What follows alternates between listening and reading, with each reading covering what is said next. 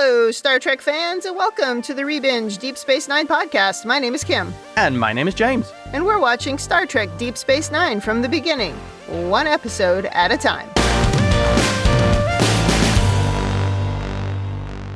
Welcome back to the podcast. Today we are on Season 5, Episode 13, For the Uniform. This episode aired February 3rd, 1997. Before we talk about this one, anything to say about last week's episode, The Begotten, where Odo got his shiftiness back? No, it was perfect. Yeah, I think it was pretty good. Thought the podcast was good. I like the episode more than you, which doesn't happen very often. Odo needs to keep his toxic father out of his life. It will be for his own good. We did not like that guy. We didn't like him the first time he showed up, and we liked him even less this time. Exactly. And what's funny is those two actors, I think they're the exact same age. So it's funny that we keep calling him Odo's dad. As I've said before, Odo is supposed to be a lot younger. Yeah, but he also got thrown out into the universe like hundreds of years ago or something. So he's old and young, and it's confusing. He's young in changeling years, I guess. Yeah. Well, let's move to this episode. And good news, everyone. Snodgrass is back. Your favorite character of this series. If you don't know who Snodgrass is, then shame on you. You need to go back and listen to the previous episodes of this podcast, because you should know. He's actually called Eddington, but... No, Snodgrass. Anytime I hear somebody say Eddington, I'm like, that's not his name. You've just made up your own names for the characters. It's very confusing. That's what I do. I do that in pretty much every show we watch, and I'm going to do it a few times in this episode. So let's get started. Okay. In the cold open, Sisko is in a cave on a planet near the Badlands to meet an informant who claims to know the whereabouts of our favorite former Starfleet officer, Snodgrass / Eddington. So we're in a cave. Yep. And that follows a popular thread in the show where things have to happen in caves. And we have another popular theme that turns up later. Oh. But I won't spoil it. Okay. I assume you'll tell me when we get there. Of course. Well, in the cave, someone points Sisko towards some curtains, and he goes behind them to find Snodgrass pointing a phaser at him. When Sisko asks Snoddy what happened to his informant, he does that sanctimonious thing he likes to do, and he says, the Maquis are not killers, but he feels justified in having stranded the informant Sisko is here to meet. He stranded him somewhere, leaving him basically to die a slow death because he betrayed the Maquis. Yeah, Sisko calls him out on that, which I think is completely valid. Yeah, but it doesn't stick. Nothing ever sticks to Snodgrass. He's become Teflon Snod. Well, I think he probably always has been, because remember, Maybe. He's in the right. He is noble and justified. He even says that later to Sisko, like, you're on the wrong side. Oh. Yeah. Okay. Snoddy says Sisko's been trailing him for 8 months. He asks if Sisko is more upset that he left Starfleet for a higher cause, or that it happened on Sisko's watch. This just irritates Sisko even more as he points out that Snodgrass used his position in Starfleet to feed the Maquis information and to also feed false information to Starfleet. So this constitutes treason. Snodgrass points out that the people hanging out in this cave lost their homes when Starfleet signed the treaty with the Cardassians, and he makes Sisko look at them. All they want is to go home to their lives, and he says Starfleet took everything from them. We're at war, and you're on the wrong side. He's not that wrong there. I mean, Starfleet did abandon these people, or the Federation abandoned them and left them to the Cardassians because of a really bad treaty that even the founders mocked. It was so bad. Right. And if the founders are making fun of it, you know it's bad. Yeah. Well, Sisko says they're all victims of the Maquis because the Maquis sold them a lie. Snodgrass says, don't come after me, you'll regret it, and he beams away, leaving Sisko annoyed. He calls the Defiant and tells them to trace Snodgrass's transporter signal, and then he beams to the Defiant, apparently, by the way, leaving his phaser on the ground that Snoddy made him drop, and we cue the theme song. Somebody beamed the phaser up later. I'm sure that's what happened. I hope so. I'm pretty sure Sisko's annoyance here is more from just the overwhelming smugness of Eddington. Yeah, he is a 10 on the smug scale, for sure. In every scene that he's in, he's like that. So after the theme, we're now chasing Snodgrass's Maquis raider to the Badlands, and somehow he's 22 minutes ahead of us. I can't figure out how that happened since we beamed right after him and started chasing him. Well, they were looking for the phaser. Oh, okay. They call the starship Malinche, who is closer, for some help, and now we get to use something Miles installed called a hollow communicator. And so this is where I immediately texted you and said, oh, so we had holographic communications before Discovery. Well, and Pike didn't like them because he made a comment about how it was like looking at a ghost. Well, and this is quite advanced because it really just looks like the person is standing right there on the bridge. Also, it's probably cheaper to do because you wouldn't need to film the person and then put it into the scene, composite into it. That's true. You just put them there. Yeah, the view screen. You just stand them there and go, oh, it's a holo transmitter. It's a hologram. I would say it's a nice production technique, sort of to save money and have a sci-fi element. You know what I mean? Yeah, for sure. Well, anyway, Captain Sanders appears in a small lighted pad on the bridge. This guy is a little annoying. I'm not sure what it is. It might be his 90s hair. Yeah. Or maybe his attitude or his nose. I don't know. But there's something about his tone I don't like. He does have an attitude. I would agree with that. He does. He says they'll cut off Snodgrass's ship and then he hangs up. And then Snodgrass's ship drops out of warp and he changes course, heading right towards the Defiant with his weapons locked. When Sisko calls for phasers to be fired, the lights dim and Kira says, we've had a massive computer failure. I'm not sure how we would know that so quickly, but anyway, every computer system and backup is down. We've lost weapons, navigation, helm, propulsion. Sisko sends Worf down to the engine room just as Snodgrass appears in the holocommunicator with his jacket that is 2 sizes too big and his purple shirt with the unflattering neckline. I was wondering about that with the jacket, whether that's part of the marquee uniform or whatever, supply people with oversized jackets. I would class this as kind of the opposite of where Sisko, when he wears his pirate gear, he looks pretty awesome. Yeah, I was wondering if they thought they were going to have somebody bigger in this role, and they bought the jacket too big. I mean, it's huge. We've already bought the jacket. You're just going to have to wear it. Although those big jackets were in the 90s, so maybe it was just that. Oh, they were playing to current fashion trends. Okay. Maybe. But normally, when we turn into rebels, we get some better rebel wear. You know, we stop down at Rebel Wear R Us or something, but I don't know. This is not a great look for Snoddy. Yeah, he's not pulling it off. It's not like Sisko Pirate. He is not. Well, anyway, Snodgrass says the memory cores of the Defiant have been completely wiped and will need to be reprogrammed from scratch. Somehow, he left a cascading virus on the Defiant that no one could detect. He's quite proud of himself. Here's that smugness again. Oh, yeah. You know, this is smugness on 11. Yeah, he has turned it up. Then his raider fires on the Defiant, and he said, you made this personal. Unlike me. The Defiant takes a lot of damage, and he says, I could destroy you, but I won't. Just leave us alone. And the sanctimonious attitude continues as he turns off the holocommunicator, and Sisko is just sort of growling to himself. Yeah, Snodgrass has got yet another one over on not just the Federation and Starfleet, but on Sisko personally. Yeah, he does not like it. No. Back at the station, the Defiant is being repaired after being towed back to the station by Captain 90s Hair. Yep.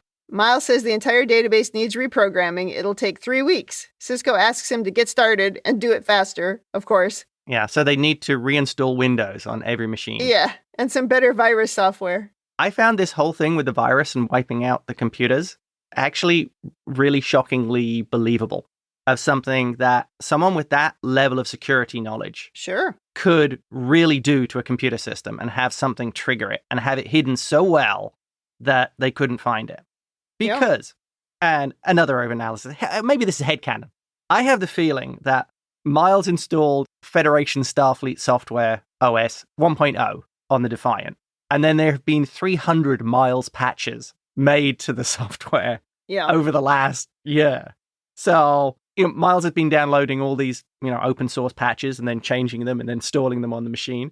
So the systems are all completely, non-standard Miles stuff. So 1, it would make it easier to hide something. And 2, rebuilding that really would be a nightmare. So I kind of like that, especially as Miles, you've pointed out, Miles is a tinkerer. Where's Miles? Oh, he's in the Defiant tinkering on something. Yeah, and if he kept all the backups on the Defiant, then all of his patches are gone. Oh.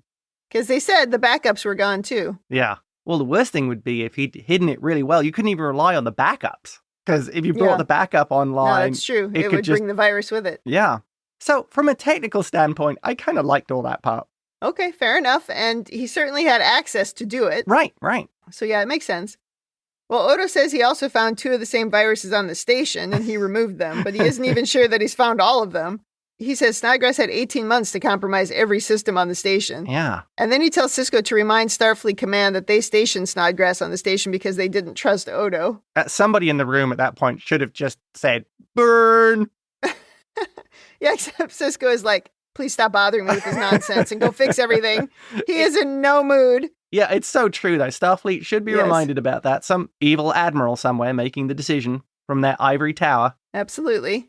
Now it's just Worf and Sisko, and Worf tells him that some Bolian freighters disappeared near the Badlands. They were carrying selenium and rhodium nitrite, which doesn't seem very valuable, but Dax is analyzing why the Maquis would have any interest in that. Yeah. And then Worf leaves, and in comes Captain 90's hair. He's come to say that Starfleet wants him to take over the Snodgrass hunt. Sisko had 8 months to catch him and hasn't had any luck. Sisko doesn't like this guy either, I think. No. You could tell from his facial expressions. But Captain 90's hair says Starfleet also thinks maybe Snodgrass knows Sisko too well and has left Sisko vulnerable. Well, I think Sisko's just having a really bad day. Everything is going not having wrong. A good day. Yeah. And now this guy is taking over the pursuit. Well, to his credit, he does wish the captain good hunting, but he is definitely not thrilled with this outcome. I may be hijacking your leadership in the future section, but shouldn't somebody, maybe an admiral, have called Sisko before this and said, we're transferring it to Captain Grumpy because he has a working ship? Yeah, this is definitely not the way to deliver that message. But I think we've seen good leadership is really not what the admirals provide. They provide bureaucracy and bad decisions. Yes. And good uniforms. Well, now we go to Sisko hitting a punching bag in a holosuite where Dax is saying that Starfleet intelligence is making progress on the Maquis communication codes. Sisko's like, well, it doesn't matter. We're out of the game. You win some, you lose some. He's mad because it's the first time in 25 years he's been taken off an assignment. And he's very annoyed that he never even saw it coming. Yeah. I think it's fair to say nobody saw it. Maybe not even the writers in the beginning. That could be true. I like what they did with Eddington through this. It was a very smart move. And it really does make a great storyline. Yeah, for sure. Avery here is great because you just see how much he has gotten under his skin. This is personal for him. And it's very much, I think, clouding his judgment. In some ways, I would say Starfleet was making the right call here because of how much this has become. Yeah. Eddington embarrassed me professionally, and he betrayed the organization that I love and have devoted my life to. And every time he talks to him, he makes it worse. Right. And and Eddington has that smugness of his own personal self-righteousness, which must be just like a slap in the face every time you have to deal with him. Absolutely. It also irks Sisko because he says he's just a man. He's not a shapeshifter or a Trill with 7 lifetimes. He's just a man, and the man fooled him. And then Kira calls with some Snodgrass news. Oh, dear. So we go to Ops, and we hear that Snodgrass attacked a Cardassian colony on Velos Prime with a biogenic weapon. He launched 3 stratospheric torpedoes, which spread cobalt diselenide, a nerve agent deadly to Cardassians, throughout the biosphere, so the Cardassians have to evacuate the planet. Turns out that's what the materials from the Bolian freighters were for. Yeah, could have figured that out a bit quicker, Dax. Well, I think they're all distracted by the broken Defiant. But Sisko figures that Snodgrass has enough materials to poison every Cardassian colony in the DMZ. There are no other ships in the entire sector to help him go after Snoddy except for Captain 90's hair, so Sisko says, well, there is another ship in the area, and it's moored at Docking Bay 3, and everyone moves to the elevator for a slow ride to the Defiant. I was watching that scene thinking, yep, Kim's going to make a comment. It's been a while since we got on the slow elevator. They took a break for a while, but it'll be coming back. All right. Well, on the Defiant, we learn that nothing is operating at full capacity, though we are capable of Warp 6. There's no inertial dampers, though, so it might be a bumpy ride. I was surprised they said this here about the inertial dampers, and then they never followed up on it. You know, we never saw any bumps. That could have been kind of a funny thing for them to do, or they could have even used it as part of the story to knock somebody over or something, but you could have done a classic happened. Star Trek, the original series here, with the inertial dampeners out, and literally have them do the run side to side and shake the camera. Yeah, but they never do. I think it was a missed opportunity. I agree. They do have weapons, but no targeting computers. And then Miles says the Defiant's comm systems are completely fried, and even their comm badges won't work because of interference from unshielded EPS conduits. So the computers somehow shield the EPS conduits? Yeah, good question. I was wondering, did they create a force field around the EPS conduits to stop the emissions? Oh, maybe. There you go. There's a computerized force field. In which case, without the force field, are all those people being exposed to some form of deadly radiation? That was what I thought. So what else is happening on this ship that would have exposed them to danger? You know, Bashir's not in this episode. Oh, true. Because you'd think he'd be there going, too much radiation exposure. Don't tell Bashir about the unshielded EPS conduits. Oh my gosh. Well, the other thing that's weird here is that Miles has brought Cadet Nog on board to help with the comms. And even after watching this episode twice, I still don't understand what value Nog was bringing. And we're going to talk about that some more. It was in his contract. I think maybe. Well, anyway, Miles says we have no cloak, no transporters, no replicators, and the stabilizing gyros are only at 50%, so no sharp turns. Sisko wonders if there's any good news, and we learn that the holo communicator is working perfectly.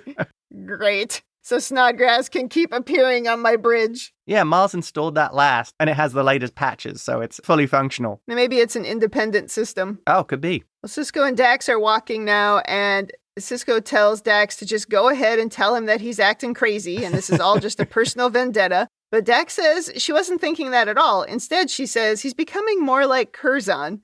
She says, next time I go off on a wild adventure, think back to this moment and be a little more understanding. So Sisko's becoming a degenerate, abusive drunk? Where did that happen in this episode? I wrote down, you remind me of my abusive, unscrupulous former self. Yeah. I would not take that as a compliment. Yeah, Dax is covering. That was actually an insult. Kind of in the way the Snodgrass is a thing within this podcast, our complete distaste for Curzon is a thing in this podcast, too. Yes. Because they have never shown him being anything other than horrible. Yep. And so this did not seem like a nice thing for Dax to say. Exactly. But also, if Dax has had a lot of experience with Starfleet and Starfleet captains, she would know that a recurring theme is the captains never give up. Yeah, of course. Well, now we're getting ready to take off, and somehow Nog is able to communicate with the engine room while nobody else is. I still don't know how this works. Maybe he did have a couple of cups and a piece of string. Well, I could almost understand it if they were making use of his hearing. Yeah. Because they did that in, I don't remember if it was last episode, it was a couple episodes ago, where they said he's got such good hearing, let's use him to hear something the computer can't pick up. So that would have made sense. But yet he had some kind of little device. If it had been a cup with a string, I would have gone, oh, okay, now I get it. But I don't know. This was very strange. Oh, an old school telephone. That would have rocked. That would have been funny. Or if they had just said, we can only have one line, one connection. Yeah. But they never said that. Oh, and they missed the opportunity to have one of those wall-mounted thermostats that Kirk used to press the button and talk into. See, now that would have made sense if there was like a backup system or something on the wall and somebody had to press the button to communicate. Then it would have made sense to put somebody there. Right, yeah. And that's their job. You have to stand there and you have to relay it. But that's not what they did. They gave him a little communicator, which Sisko could have just held. Why wouldn't you give that to the captain? It was so weird. I like the idea of the backup, though. That would be interesting. Yeah. If the ships have stuff like that, in the event of an emergency, you press the button on the wall and you can talk. Yeah. Hardwired systems. That would make sense. Well, this is not the only weird thing in this scene, because now we have this ridiculously long scene of manual maneuvers of the Defiant away from the station. I don't know what we were doing. It's like we were trying to prove that the officers were trained and they knew how to do it without the automated tools. Like they knew how to use the command line when they couldn't use the IDE or something. Yeah. But anyway, we almost collide with the station, which was kind of funny, but we do manage to avoid it and we get underway. Yeah, Dax is writing shell scripts and running them straight from the command line. I wish they had just sort of shown that instead of what they did, which is that everybody is shouting out everything they're doing. It was super irritating. I think, how would you focus on your own stuff? I believe this was the weirdest scene. I liked it just because of all the shots of the Defiant. Oh, funny. But you did say to me how this reminded you of the motion picture with the 20 minutes of flying around the Enterprise. That's right. It was a little like that. It seemed very much like they were in love with themselves and really wanted to do this. Like somebody wanted to throw all that dialogue in there, and they did it. Well, after several minutes of this, we're finally off to the Badlands where we think Snodgrass is hiding. And it doesn't take long to find him, and he appears in the holocommunicator. Of course. He says Sisko will never catch him, and then he sends him a gift, which turns out to be an ebook of Les Mis. Snodgrass says he should study it and pay close attention to Inspector Javert, the French policeman who spends 20 years chasing a man for stealing a loaf of bread. Obviously comparing himself to the bread thief. I have to bring in my dad joke here. He used to call it Les Miserables. It was the story of a French bloke who was always miserable. That's not inaccurate.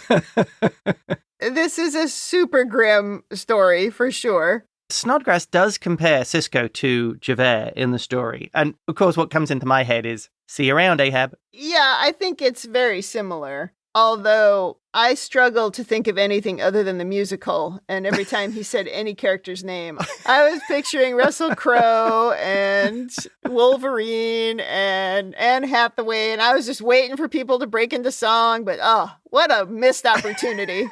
Oh, it could have been the musical episode. And Snodgrass is really annoying now. They think they have a lock on his ship, but it turns out it's a trick. It's just a probe that's relaying the communication. And Sisko is foiled again.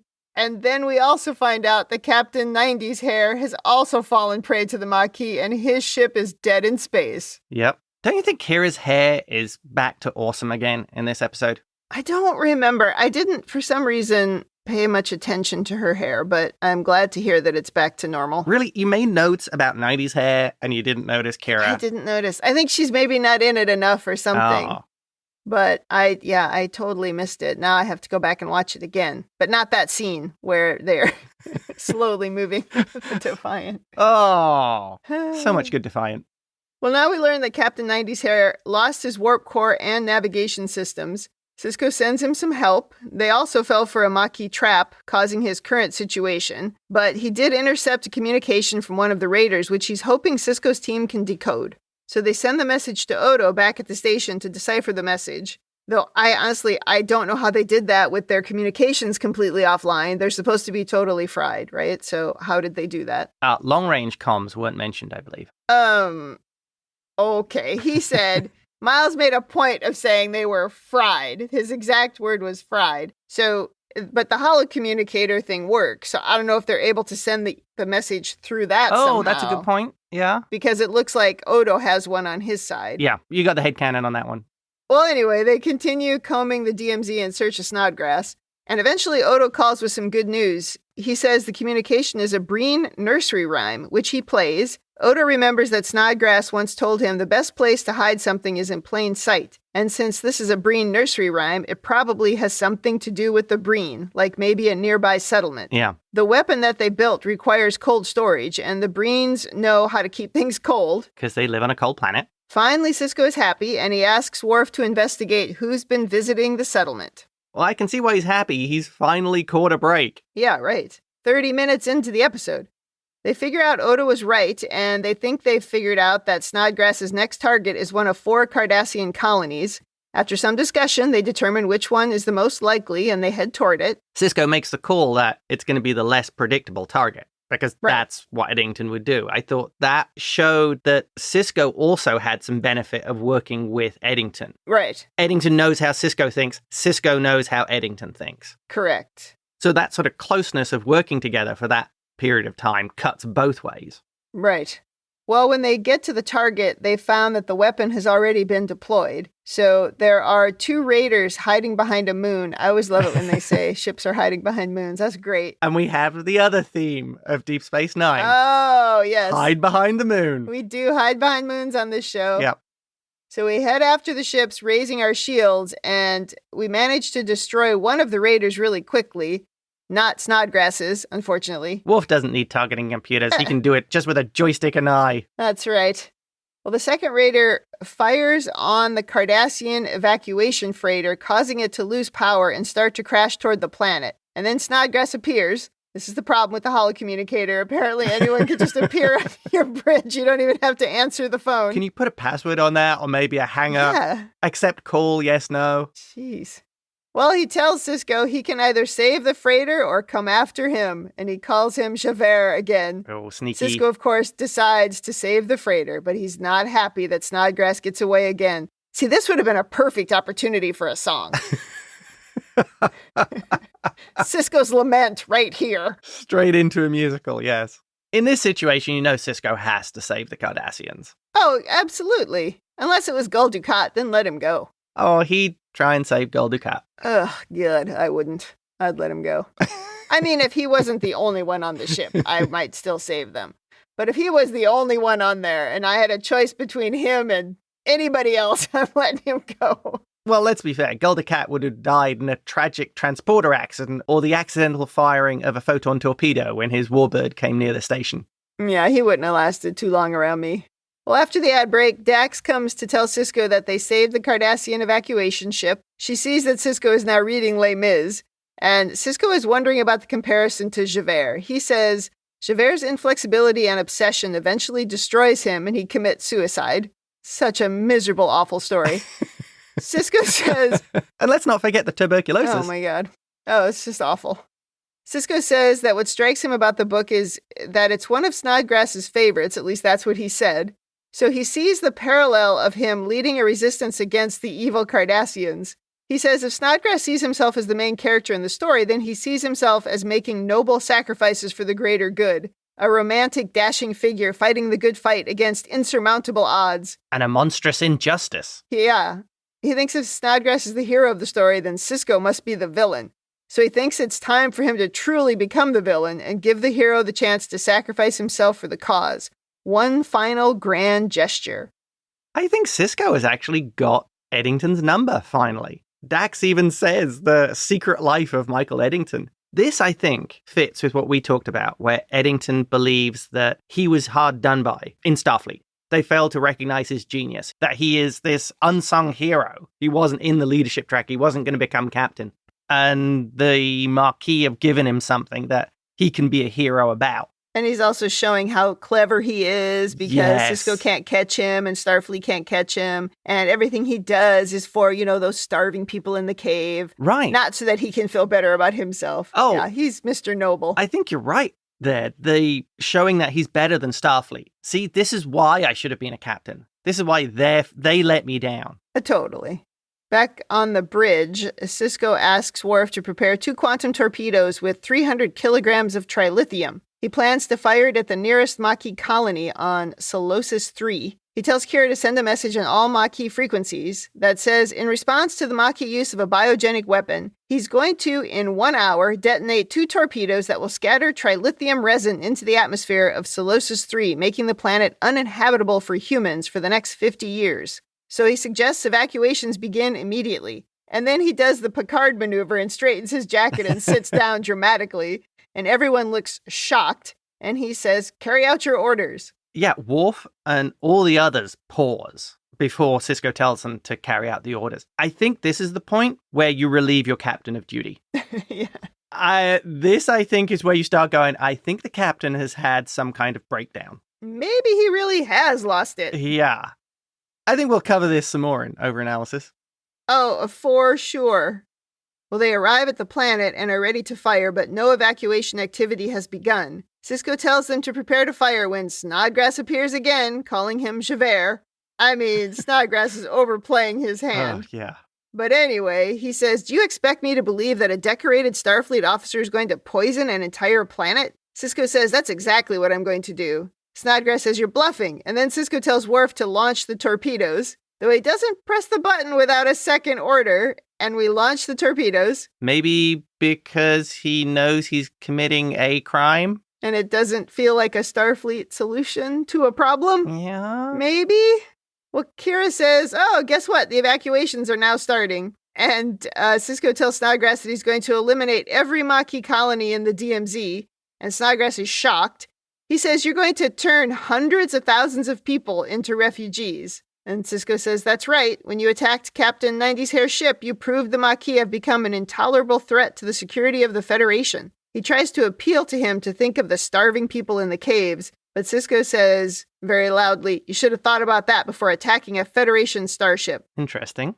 I can't decide here if Sisko is being serious about this intolerable threat, or whether he's playing up to this role to deliberately get Eddington to agree to his terms. Yeah, it's hard to know. I wondered that too. Was he actually trying to give him the opportunity to make that noble sacrifice? Yeah. Or was he being serious about everything he said? Because it's true, they did attack a Federation starship, but nobody was hurt. But also, he already attacked a Federation starship when he attacked the Defiant. Yeah. So it's not like that was new. So I think maybe he was playing it up a little bit. Or he was using this to justify his own actions and convince himself that what he was doing was right. Yeah. You could look at it as they moved into actively attacking Federation ships. They did. So, an escalation? Yep, but they didn't use the biogenic weapons against the Federation. Not yet. But there's certainly a threat of it, I guess, at this point. Yeah, it's definitely stepped up a level. Well, he tells the helm to head to the next colony, and Snodgrass says, "You're going against everything you've ever believed in."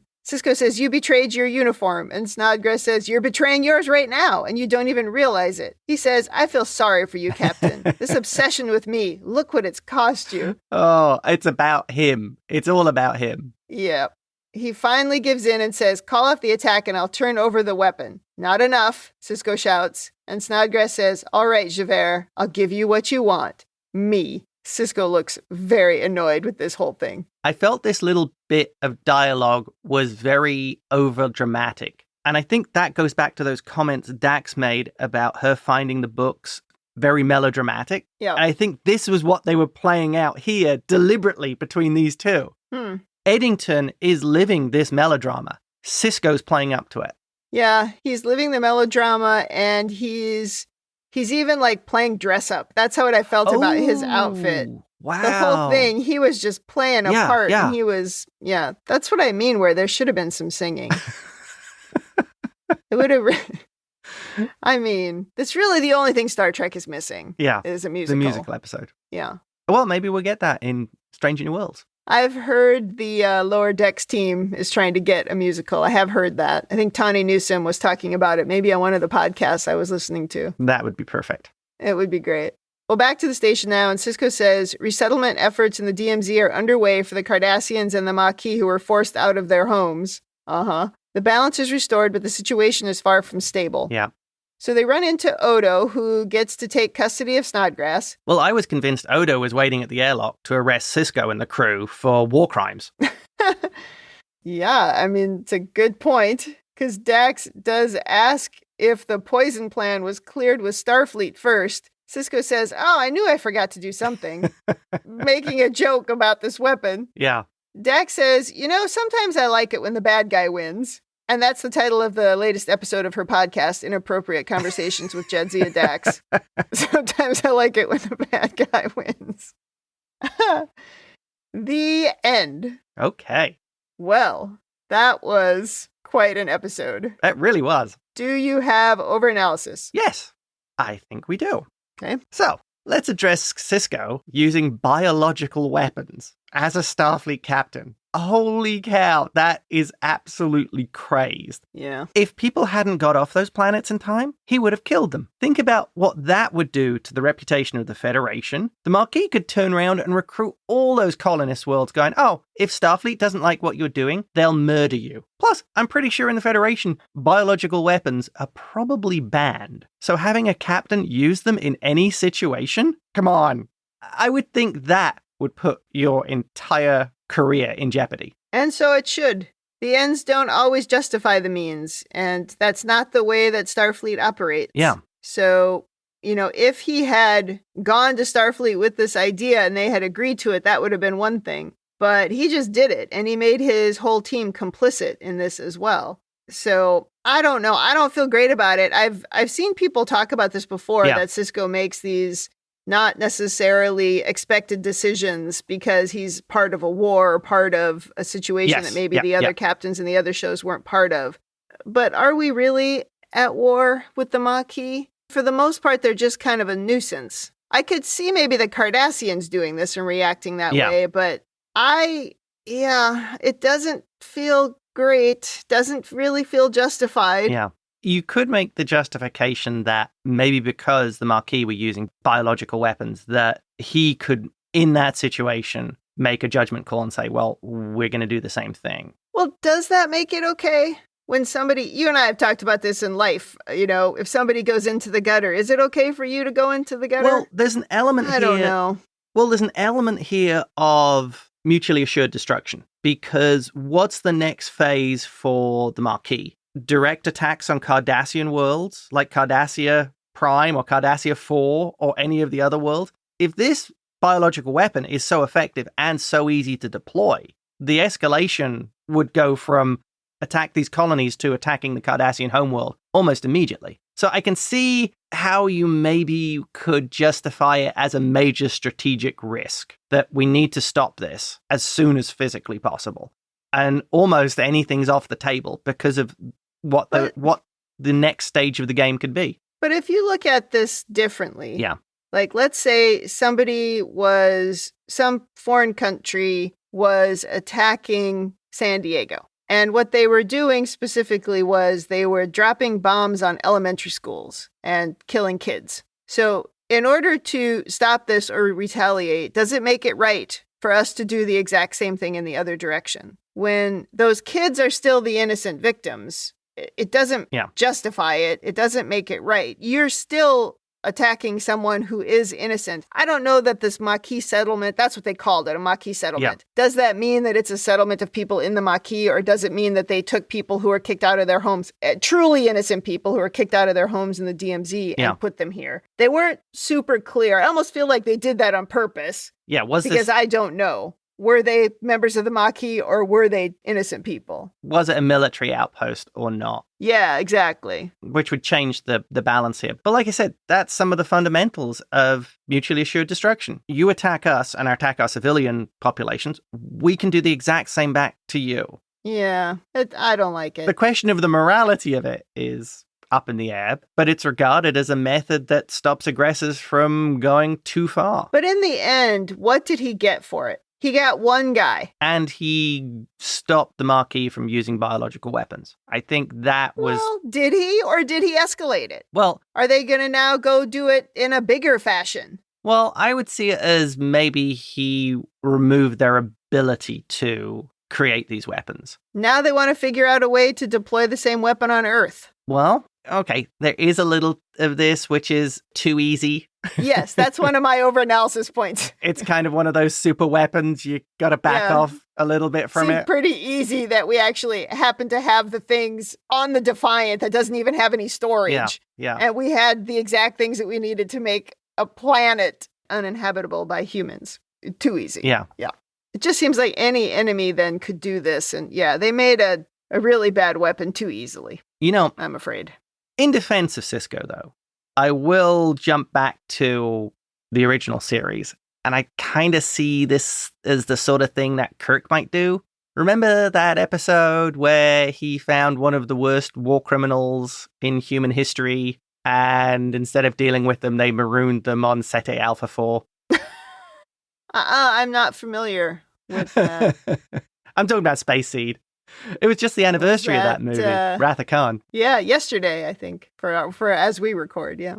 I would see it as a little bit of a nod back to the original series of captains doing things a lot more on the fly that aren't necessarily Starfleet authorized or approved or in the spirit. I mean, that happens all the time, where they have to do things that aren't necessarily authorized by Starfleet. But when it's something like this and it has the potential to actually damage human life, I find it a little questionable. And I do think maybe they were trying to show that Sisko had gone over the line, that he had become obsessed with Snodgrass and he did anything to catch him. That's an interesting take. I didn't look at Sisko ever really losing control, but it could be. Maybe Sisko had lost it at that point. And I guess Snodgrass talked him into it. Yeah. Because Snodgrass convinced him that he was the villain in the story, so he became the villain. Well, I guess anything to stop that stupid, smug grin, yeah. Well, the first thing you got to do is turn off the holo thing, so you don't have to look at him. Change your number. Yeah,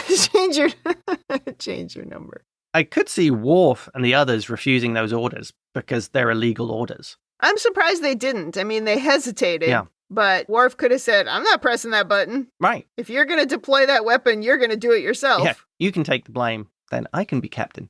Right. I don't know how Kira feels about running Deep Space Nine, but yeah, I could see her in the same boat there. That might have been what she was thinking, because there was that moment, too, where she looked at him. Maybe she was like, oh, well, that gets rid of this guy. I'm getting the station back.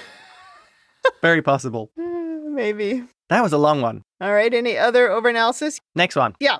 I think I've covered my next 2 points, which was Miles, probably all the software is tweaked versions of open source. Yeah. And Miles has to go and repatch everything. I think that fits with Miles. The next thing is, I think, Eddington as the hero. And I know we touched on this I think that is the whole problem. He wanted to humiliate Starfleet because he is a hero. Yeah, agreed. And I think my final point is, why didn't Eddington steal the cloak?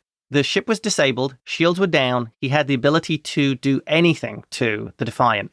Steal the cloak. Beam it over to your ship. Exactly. Oh, that's a good point. That would be enormously useful to the Marquis.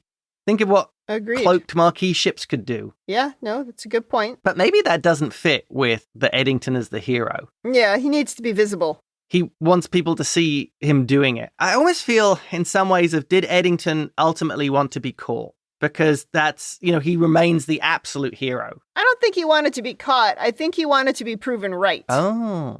I think he wanted everybody to just realize, obviously, this guy is the hero of the story. We should be doing what he says. Interesting. That's a good take on Eddington.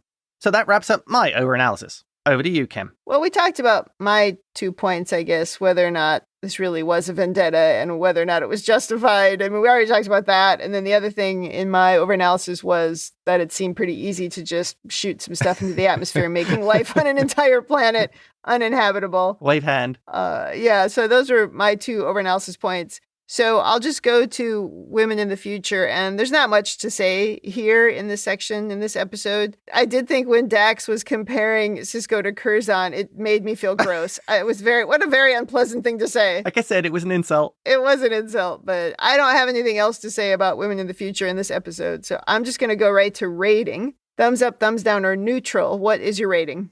I really like this episode, even though there are issues with it. We could talk about the morality of what Sisko was doing. I thought it was a great episode. The way Eddington really did get under Sisko's skin, that it had, despite everything, it had gotten personal. Also, Eddington, the way he was wanting to be this hero, I think it fit with this arc of Eddington and things he'd said in the past. So overall, this was a very satisfying ending.